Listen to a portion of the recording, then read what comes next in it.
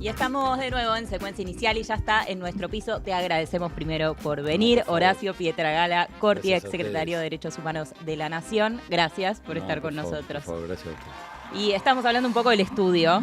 Sí, Te lo presentamos primera vez acá, así que bueno, estamos contentos por eso. La agenda de derechos humanos es una agenda que en nuestro programa y en todo este canal la tocamos casi a diario y aparte este gobierno no nos deja escapar. Y ayer estábamos hablando un poco de la Noche de los Lápices. Ayer fue 16 de septiembre y y eso me disparó algunas preguntas que tienen que ver también con cómo ves hoy a esta. Bueno, yo salí de acá, llegué a Plaza de Mayo y vi un montón de pibes de, no sé, entre 13 y 18 años marchando.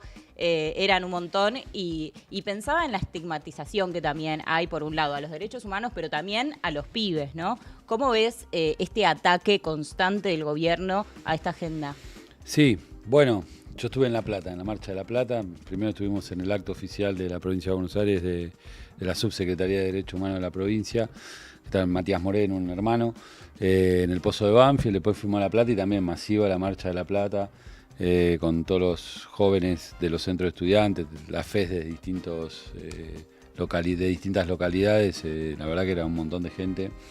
Pero ahí hay algo que yo vengo viendo también, que es que la participación de los jóvenes no digo, está constantemente, para mí, por lo menos lo que yo veo en la provincia de Buenos Aires, es subiendo bastante. Hay una que yo hablo con ellos y la mayoría de los padres son los que vivieron nuestra edad, ¿no? Los padres, a mí dicen tío los pibes de la fe. Claro. Y los padres son de nuestra edad y están, digamos, empezando muchos a militar en los centros de estudiantes con el relato de los padres de haber vivido la época kirchnerista, de cómo se vivió en esa época, que me recuerda un poco a la época de nuestros viejos, de nuestros padres, los desaparecidos, de esa generación, que tenían el relato de nuestros abuelos, ¿no? De la época del peronismo, que ellos no habían nacido post-peronismo, y hay algo ahí que entusiasma a la juventud a pelear por un país distinto al que estamos viviendo hoy claramente. La estigmatización a la juventud siempre estuvo, históricamente estuvo, más con estos procesos neoliberales. El ataque a los derechos humanos, digo, si uno mira, ¿no? los 4 procesos neoliberales, el que se parió en la dictadura y los 3 que vinieron después en democracia, siempre hicieron gestos hacia los genocidas, siempre. Si vemos, Menem llevó adelante los indultos, la ley de obediencia civil, punto final. En la época de Macri intentaron el 2x1. Pusieron a disposición la Secretaría de Derechos Humanos de la Nación para que los abogados de los genocidas hagan presentaciones ante la Comisión Interamericana de Derechos Humanos, ante Naciones Unidas. Villarroel se encargaba de generar, hoy la actual vicepresidenta de la Nación, de generar esos puentes, y ella también participaba de esas conferencias en Naciones Unidas denunciando el proceso de juzgamiento como violatorio de los derechos humanos a los genocidas, ¿no?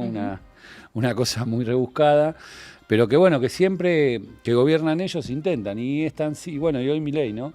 Y creo que hay que evaluar que sienten la responsabilidad de tratar de hacerle gestos, porque, bueno, estos grupos económicos, estos sectores concentrados de la economía, este poder real, se consolidó y empezó y se parió a partir de esa dictadura militar, ¿no? Esto que decimos siempre, Franco Macri tenía 4 empresas cuando empieza la dictadura, termina la dictadura con más de 40, los grupos económicos se consolidaron, el monopolio, muchos empresarios, pequeños empresarios que fueron torturados, secuestrados y obligados a vender sus empresas. Eso ya desde la época de la dictadura condicionó un país distinto. Y estos sectores, cada vez que gobiernan, necesitan hacerle gestos porque le deben todo, y es verdad que le deben todo, ¿no?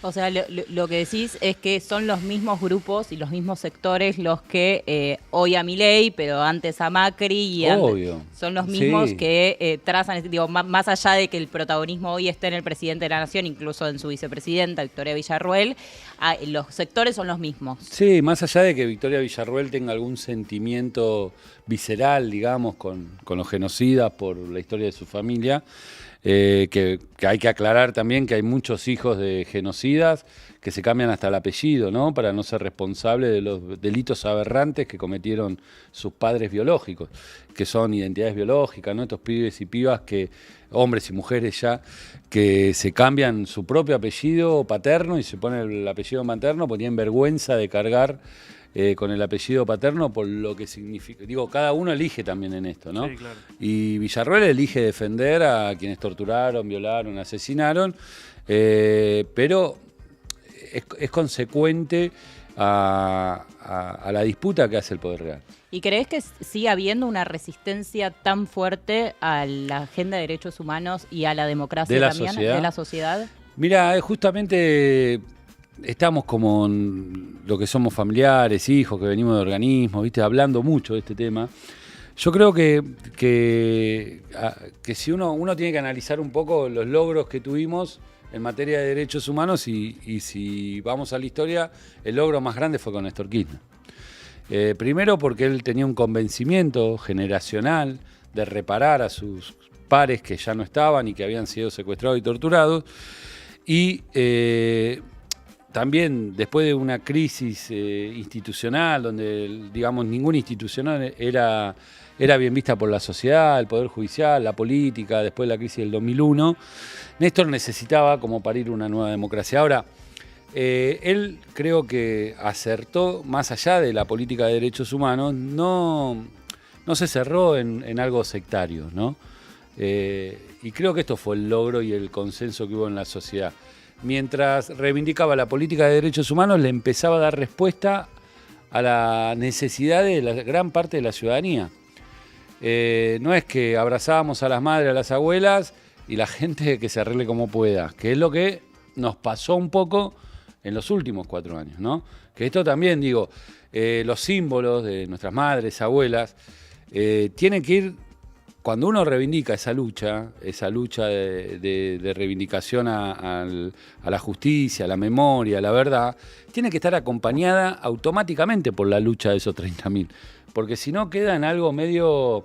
Y la sociedad se defraudó de la política, de un gobierno que eligió para que le resolvamos las cosas, no le resolvimos las cosas y abrazábamos, ¿no?, la lucha de los. Y sí, la sociedad dice: déjense de joder con esto, yo no puedo mandar a mi pibe al colegio, no puedo planificar mi vida, y votó algo que le planteaba, digamos, una idea de cambio, una idea de acabar con la casta, todo, pero ¿qué quiero decir con esto? Que cuando Néstor pudo profundizar la política de derechos humanos, no fue un hecho aislado. Claro. Iba acompañado de una demanda social que era resolver la situación de nuestro país, resolver. Digo, y esto los sectores peronistas, yo me considero un militante peronista de izquierda, tenemos que tenerlo claro, ¿no? Porque es un costo muy alto que pagan nuestros símbolos, digamos, ¿no? Como las madres, las abuelas, pero también pudimos a partir de Néstor resolver esa situación económica de gran parte de la ciudadanía y empezar a generar niveles de vida mejor, obvio que nos faltó, pero niveles de vida mejor y que Cristina continuó. Pudimos hasta reivindicar a líderes latinoamericanos históricos, pudimos reescribir nuestra historia.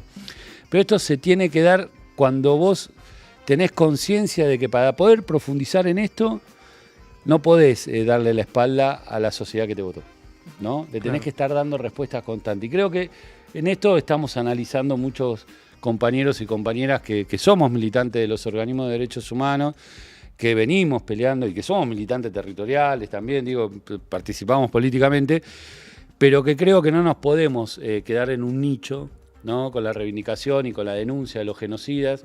Hay que escuchar la demanda de la gente. Está todo bien con los sitios de memoria, hay que laburar para que eso exista, por eso trabajamos para que lo declaren Patrimonio de la Humanidad, porque es un resguardo a la memoria de todos, es un resguardo a la política de no repetición, hay que seguir condenando, y esto también.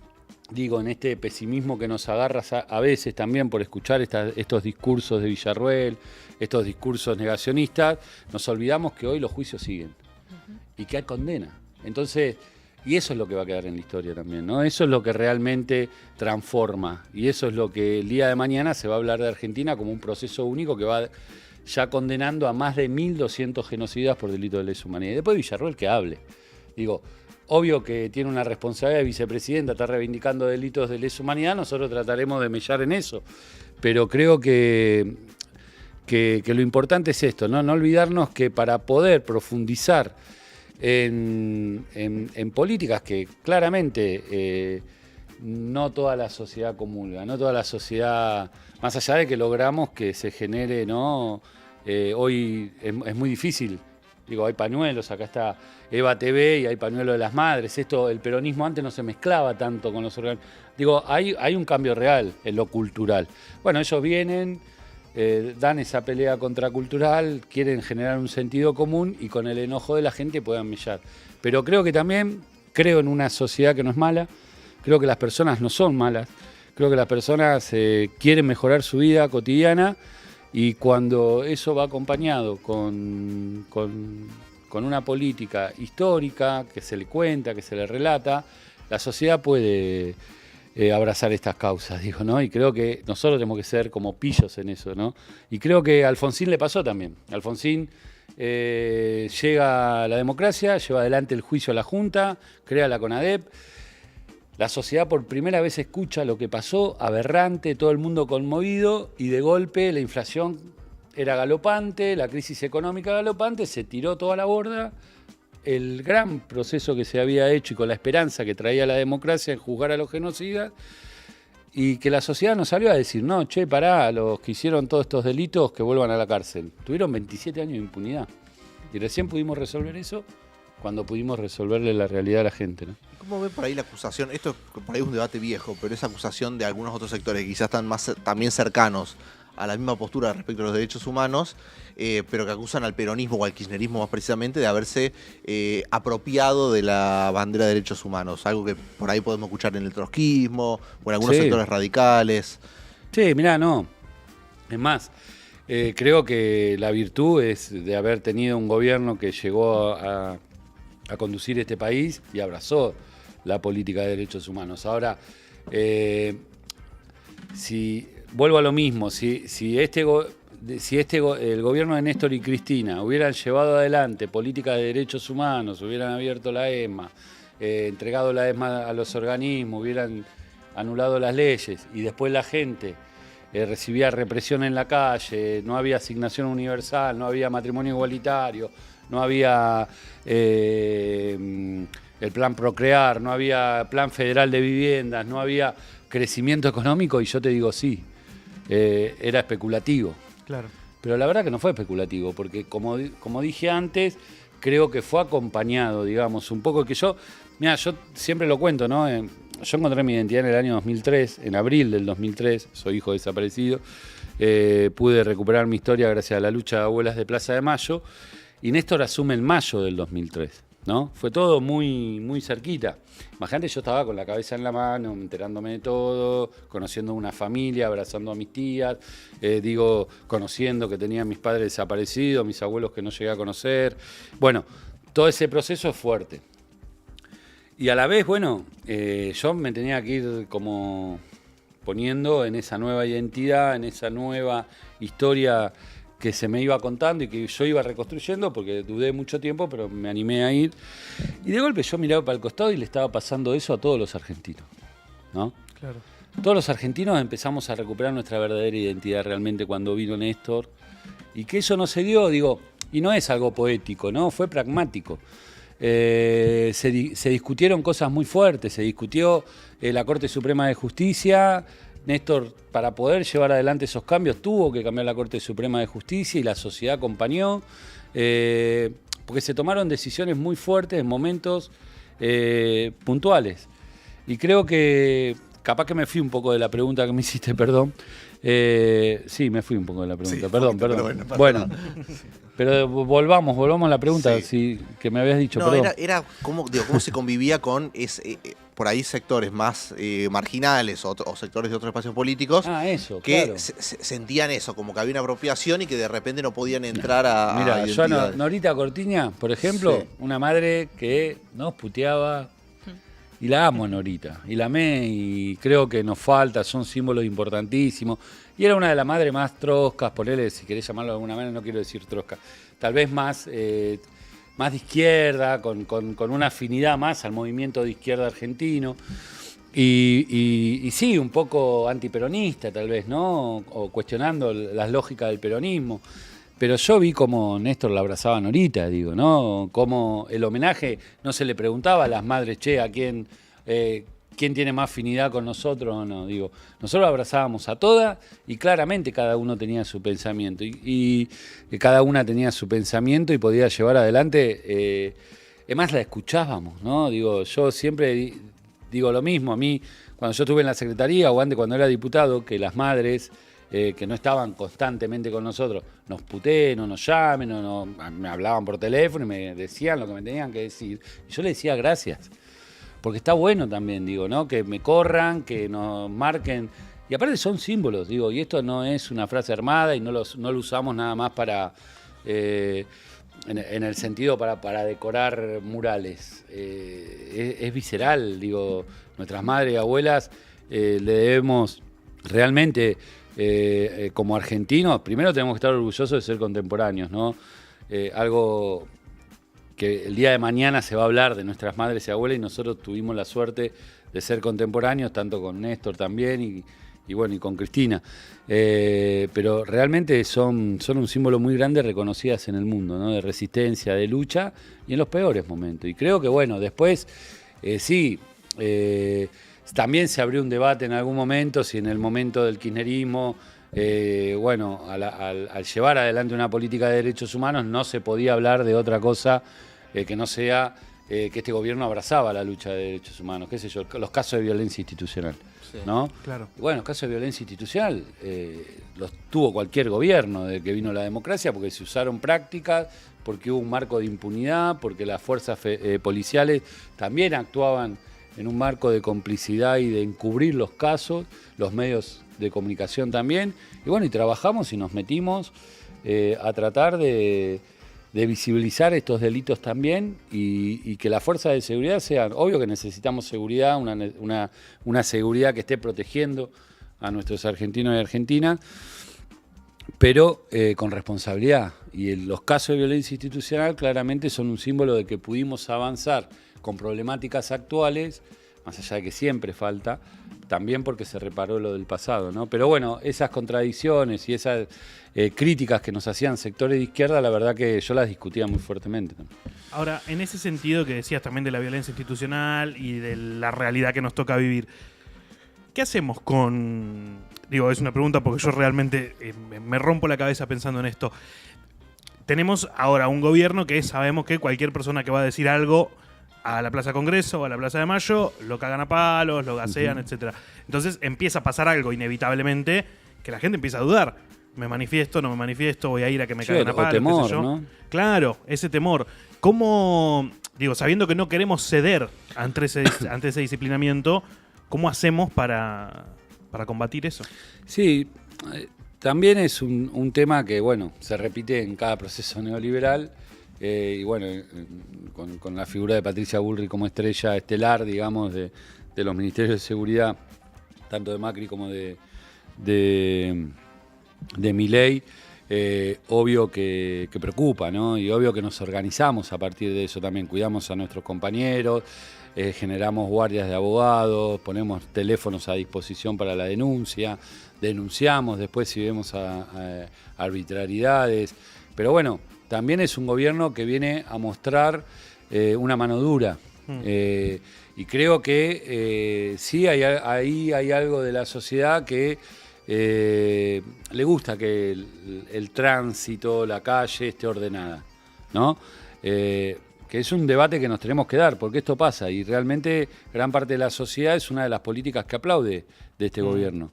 ¿Puede ser un vuelto a la mano blanda de otras épocas? No, yo no creo que sea la mano blanda. La verdad que veníamos de una crisis fenomenal como la del 2001, donde dejaron la sangre y dejaron la vida, no que dejaron, se la quitaron, más de 40 argentinos en todo el país en un marco de una crisis económica. Todas las protestas eran reprimidas y creo que para decirlo mal y pronto, nos tomaron el pulso un poco, ¿no? Porque Claro. el kirchnerismo llevó adelante una política de no represión, cambió, diga, y esto ojo también, porque no es solo una política que nosotros llevamos adelante porque somos, no nos importa que haya un orden, sino también porque nos estaban observando organismos internacionales de derechos humanos. Argentina venía con muchas causas en la Corte Interamericana de Derechos Humanos, en la Comisión Interamericana de Derechos Humanos, por asesinatos en represión, Maxi Darío. Tenemos una historia muy heavy en lo que fue la represión y la muerte de un montón de militantes políticos que fueron a protestar en la calle, y eso no es que el país, murieron y no. Tenés compromisos internacionales que después tenés que rendir cuenta ante esos compromisos internacionales. Y una de las maneras que tiene el Estado argentino, o cualquier Estado que está dentro de lo que es la Comisión Interamericana, una de las formas para no ser condenado es tratar de buscar soluciones amistosas. ¿Cómo buscar soluciones amistosas? Con los organismos, con los mecanismos internacionales, y tratar de llevar adelante políticas que prevengan que no vuelva a pasar, políticas de no repetición, que no vuelva a pasar. Entonces decís, no más un policía con armas en una protesta social, ¿no? Hoy está lleno. Sí. Bueno. Ahora, pero pasa algo también yo recuerdo el año pasado, por ejemplo, acá, que había como una cosa medio densa de, por ahí había 2 marchas en el centro porteño por semana, había una cosa de toda la semana, la gente puteando, las cámaras de televisión. Ahí creo que no solo tenemos que hacer autocrítica, digamos, quienes tenemos responsabilidades políticas cuando llegamos al gobierno, también las organizaciones sociales, ¿no? Las organizaciones que no quiero hablar de extorsión, pero que sí sabían que generaba un malestar. La forma de conseguir algo más era generando malestar al transeúnte o al que iba en su auto pasando por la 9 de julio o por alguna avenida que le cortaban, y ellos automáticamente sabían que eso le generaba un costo al Estado, ¿no? Claro, y eso sobre todo pienso también cuando tenés un gobierno que te atiende el teléfono, ¿no? Exactamente. Claro. Porque son esas mismas organizaciones las que hoy no están en la calle porque reprimen. Pero ¿por qué no están en la calle? No es solo porque reprimen, porque les hicieron causas judiciales a Claro. todos, porque los intervinieron, cosa que no comparto, porque claramente nosotros venimos denunciando el lawfare y la justicia a disposición de la política, del poder real más que de la política. Lo venimos denunciando hace mucho porque, nuestro movimiento tiene víctimas claras del lawfare, Cristina la número 1, pero después también hay organizaciones políticas que hoy están siendo atacadas judicialmente. Claro. Sí. Y ante eso también, ante un gobierno que sabemos que lleva adelante una política represiva, que tiene un costo manifestarse porque te pueden reprimir, igual lo hacemos, igual participamos, tratamos de hablar con las autoridades, generamos guardia, generamos de que no haya... que no entremos en las provocaciones, eso está pasando y eso lo hacemos las organizaciones políticas, las organizaciones sociales también creo que arman su estructura de contención para que no sucedan casos graves. Y en ese sentido, ¿pensás que la política represiva de Patricia Bullrich está logrando de alguna manera, a través del amedrentamiento, por ejemplo, o de generar temor a varios salir a la calle? Puede ser, lo que pasa que es equivocado pensar que la represión va a condicionar a la gente cuando realmente no puede darle de comer a un pibe, a un hijo, cuando no podés resolver tu situación, cuando no podés, cuando tenés que cambiarlos de colegio, cuando tenés que dejar de pagar obra social, una prepaga, ¿no? Cuando, una familia no tiene cómo, pierde el trabajo. Lamentablemente... el deterioro que tenemos está a la vista y claro, y lo veníamos diciendo y anunciando, porque ya los procesos neoliberales lo conocemos y sabemos a dónde apuntan. Ahora, ese malestar que genera este proceso neoliberal claramente va a generar cada vez más gente en la calle. Y no hay represión, ya quedó demostrado en la historia que no hay represión que contenga la necesidad y las ganas de la sociedad a manifestarse en contra del gobierno. Iba matando gente y seguía saliendo gente en la calle en el año 2001. Por eso también digo, a veces la sociedad aplaude un poco, ¿no? Esto, pero cuando ya empieza a haber sangre, heridos, ya ahí te puede salir mal, ¿eh? Sí, Digo, y porque ahí- esa conciencia también está, ¿no? Y creo que pasó también en la represión, como fue lo de Santiago Maldonado, más allá de que lo dieron vuelta y que intentaron estigmatizar a la familia y lo lograron y que se ahogó solo, ¿no? Fue en el marco de una represión ilegal, una persecución ilegal que hizo Gendarmería, porque no tenía la orden de entrar a perseguir a la gente, tenía que desalojar una ruta y claramente eso generó una persona muerta que es Santiago Maldonado, y toda la persecución y toda la estigmatización que hubo con la familia, y Rafael Nahuel, que fuimos querellantes como Secretaría de Derechos Humanos, destrabamos, digamos, lo que se estaba armando para encubrir ese asesinato, toda la trama que estaba llevando adelante Prefectura para que no sea condenado en ninguno, y lo pudimos dar vuelta con abogados, con trabajo, con tiempo, y fueron condenados. Ahora, Patricia Bullrich, ¿dónde está? Que esto también es un mensaje que le tenemos que dar a las fuerzas de seguridad. Porque en nuestra gestión en la Secretaría, por ejemplo, que trabajamos muy fuertemente contra la violencia institucional, hacía charlas con ellos. Y le decíamos, nosotros no queremos condicionarlos en su trabajo. Al contrario, lo que queremos es que... Porque ¿quién paga digo, por el abuso que puede cometer un individuo, ¿quién paga el plato? Sí, el que va preso La es el fuerza. Gil que Claro, lo hizo, y ¿no? a la Bullrich. vez la fuerza la estigmatizada. Y los funcionarios pasan, ¿no? Y Patricia Bullrich fue ministra y ahora vuelve a ser ministra de vuelta, y los que mataron a Rafael Nahuel están presos.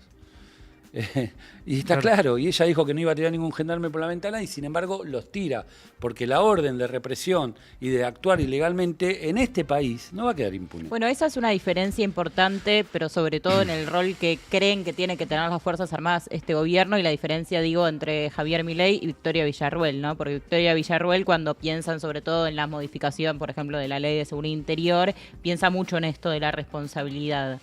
Sí, igual, digo, lo de Victoria Villarruel, digo, sí, lo escuché, hace ese análisis, pero a la vez también, digo, visitaba a Videla, ¿no? No, claro. Entonces, digo, ¿qué mensajes estás dando ahí? Bueno, yo creo que también ella es, por eso también generó una tensión. Nosotros la conocemos hace mucho a Victoria Villarruel. ¿Quién es Victoria Villarruel? Y Victoria Villarruel es una persona que es parte de la familia, hija de Villarruel militar, que fue parte del operativo Independencia, que ella lo reivindica como un ex combatiente de Malvinas, que seguramente capaz que estuvo, no sé, creo que sí, pero que, digamos, de acá a unos 10 años atrás, 15 años atrás, empezó a militar con Pando, con Cecilia Pando, y que la veíamos en la marcha donde hasta Cecilia Pando reivindicaba la apropiación de menores, digamos, ¿no? Digo, y increpaban a los organismos de derechos humanos, a los familiares de... Esto lo vimos, por ejemplo, en el juicio en Tucumán del operativo Independencia.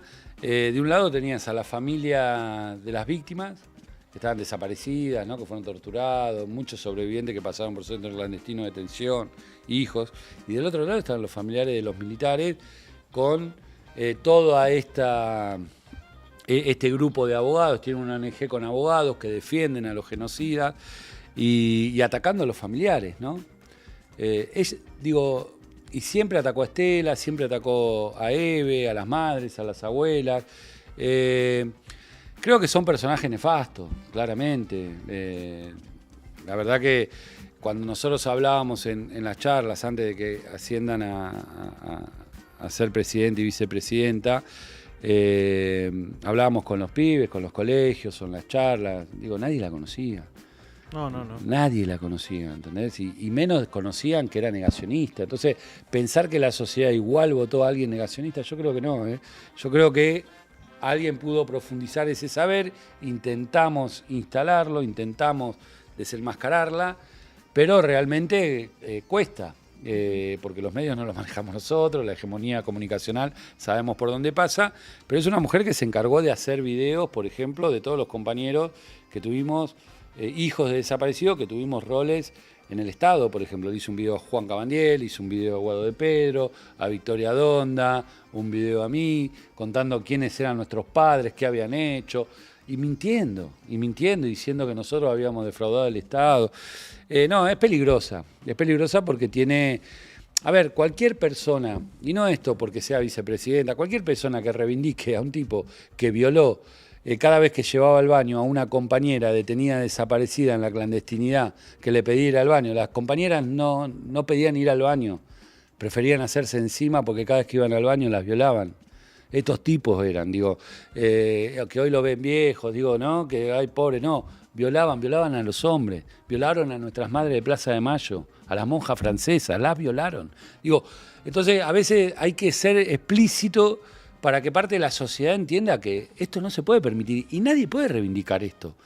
Porque son delitos, están condenados por delitos de lesa humanidad y no los condenó ni Néstor ni Cristina, los condenó la justicia argentina y los sigue condenando y la Corte Suprema de nuestro país sigue dejando firmes esas condenas. Entonces, digo, están entrando en ese gran límite que es ser negacionistas de un hecho que está condenado. Tienen garantías, hubo militares que fueron absueltos porque no había prueba, hay militares que le dan menos penas que la que se pide. Esto demuestra que son juicios con todas las garantías también. Tienen el poder y el derecho a defenderse, ¿no? Y bueno, y nosotros no somos como ellos, ¿eh?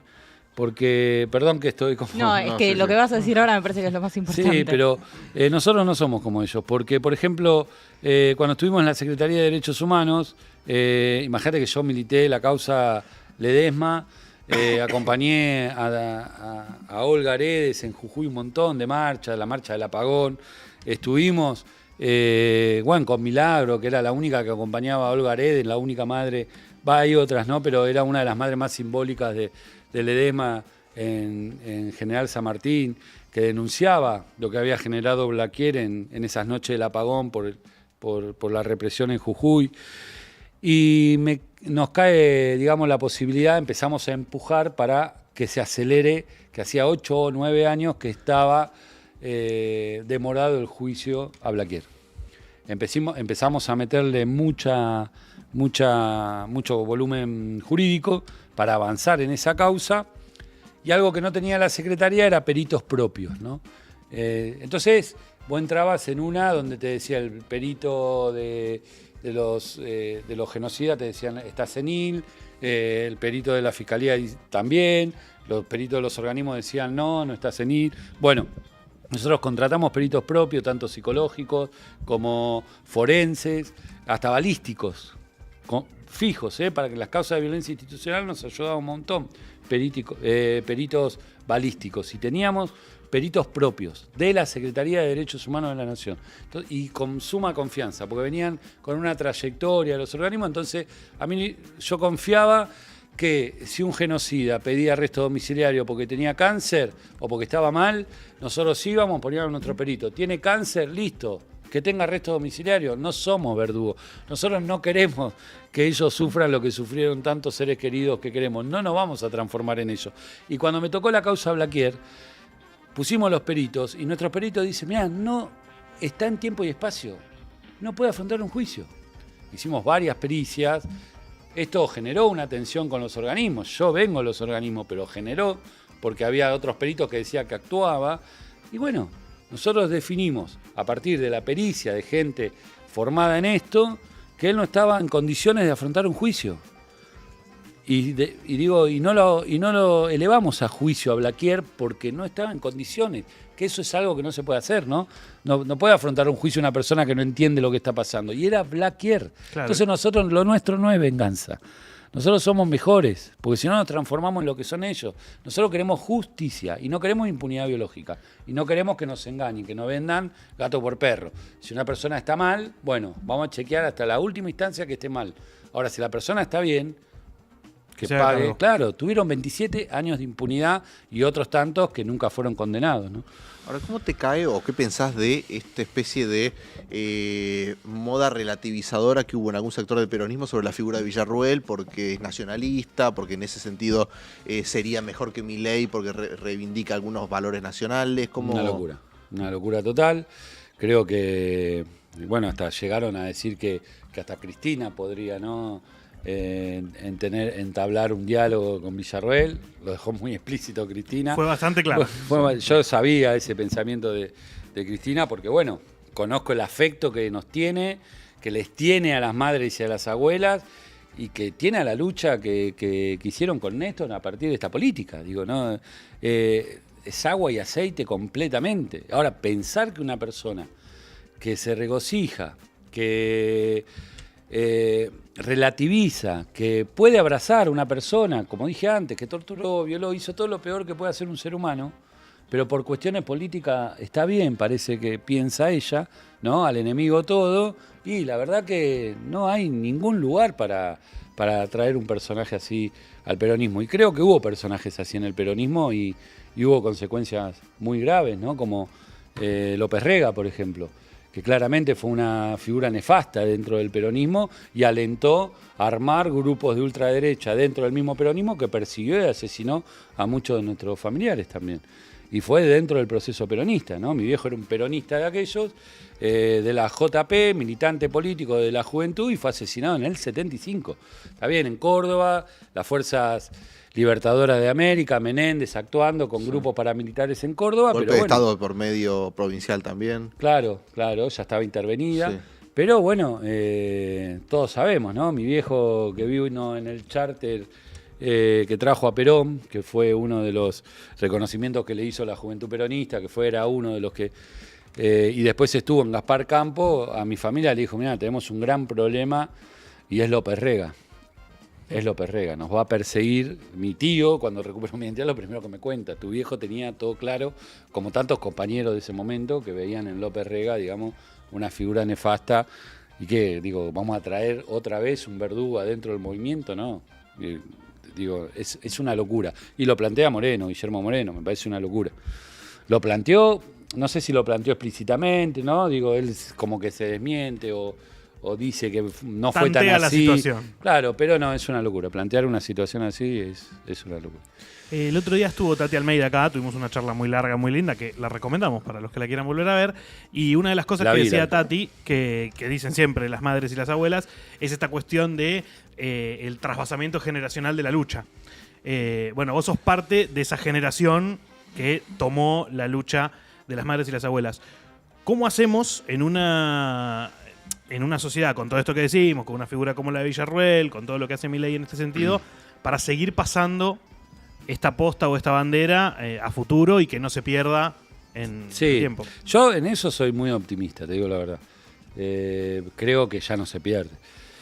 Sinceramente, pensar que un hijo, ¿no? Cualquiera de nosotros, una hija, quien sea, que haya vivido lo que haya vivido, se va a transformar en una Eve, en una Estela, en una Tati, están locos, estamos locos, digamos, ¿no? Nadie va a reemplazar a nuestras madres y abuelas, son únicas, tuvieron las agallas en el momento oportuno para plantarse en plena dictadura militar, no transaron con nadie, en momentos de impunidad donde algunas madres, se unían, iban adelante, siguieron exigiendo, y todo el proceso de memoria, verdad y justicia. Y que Néstor haya abrazado esa causa, como dice Máximo, es porque alguien abolló la puerta, ¿no? Sí, claro. Néstor la abrió porque alguien venía abollando. ¿Y quién venía abollando esa puerta? Nuestras madres, abuelas, organismos, sobrevivientes, hijos con los escraches. Pero lo que significan las madres y las abuelas son irreemplazables. Entonces yo siempre digo que cada madre que se nos va, tenemos que ser miles con conciencia política, con defensa de esa política de memoria, verdad y justicia, y no en lo discursivo, ¿no? Hace poquitos hicimos una charla, que complejo hacer una charla en este país, que fue del genocidio que se está viviendo hoy en Palestina. Y hicimos una charla porque siento el compromiso de tener que hablar del tema, porque está pasando al frente de nuestros ojos y no podemos no decir nada.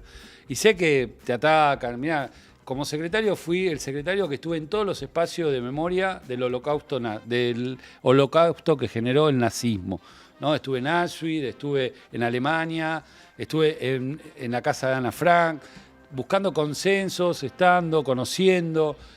conociendo el recorrido histórico que tienen ellos como museos, para que todo eso nos nutra y la ESMA pueda ser patrimonio de la humanidad, ¿no? Y yo cada vez que salía de esos lugares salía conmovido internamente, ¿no? Digo, bueno, ¿a dónde voy? Es que las juventudes, creo que las violaciones de derechos humanos, las grandes tragedias que vive la humanidad, más allá de que las reivindiquemos, las tenemos que sentir, viste, con dolor adentro, ¿no?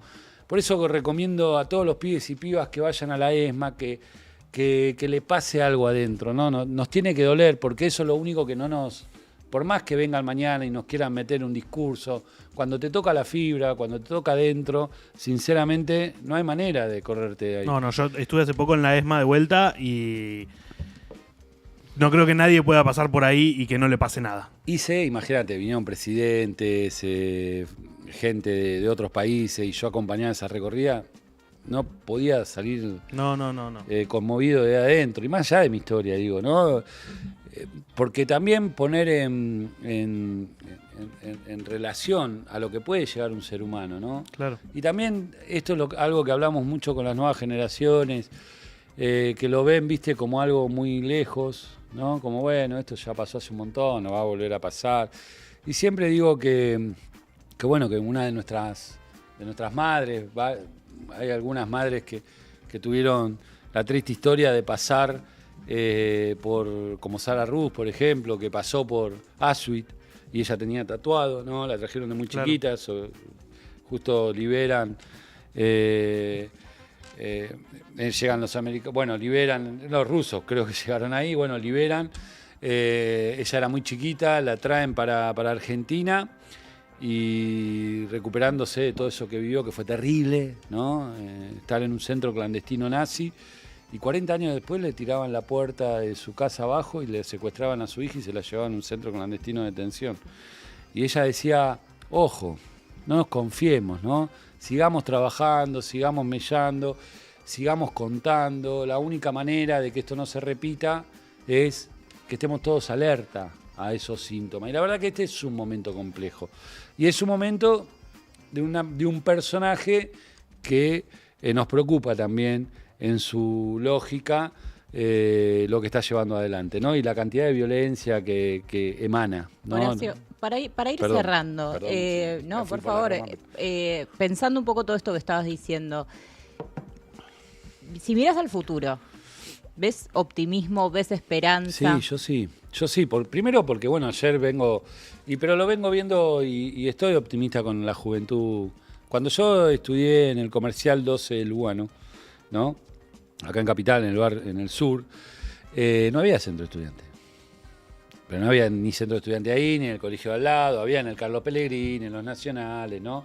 En ciertos colegios había centro de estudiantes. Hoy hay centro de estudiantes en el normal el comercial de Esteban Echeverría, el comercial de San Isidro, de Vicente López, hay en todos lados centro de estudiantes. Mi hija ahora está como, la eligieron delegada de su curso. Adoctrinada. Claro, no, es más, ¿sabes que yo trato de no? Porque, imagínate, Tania atravesada por todo, claro. ¿No?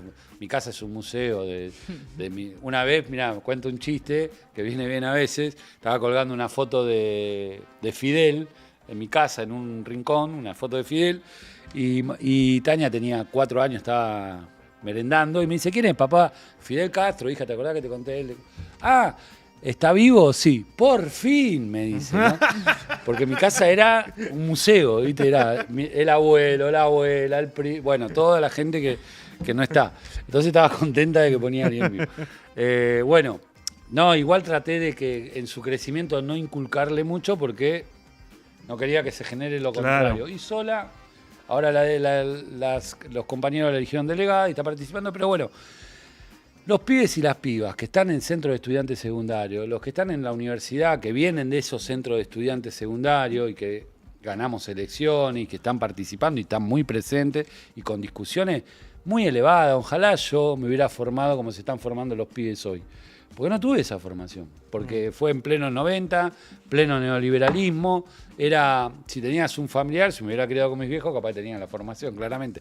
Pero en un contexto así, las juventudes no estaban formadas. Las unidades básicas eran un desastre. Pagaban con cocaína para que vayas a pintar, le pagaban amigos que eran del barrio con cocaína para ir a hacer pintadas. Unidades básicas que hoy están hoy están medias amarillas, ¿no?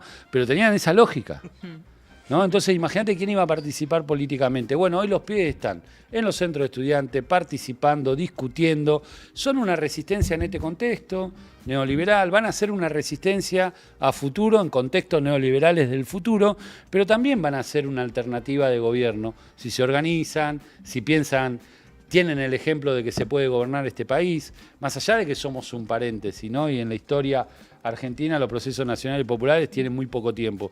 Pero estos pibes dan la esperanza de que por más que vengan o vuelvan procesos neoliberales, va a haber resistencia constante. Y no van a claudicar en eso.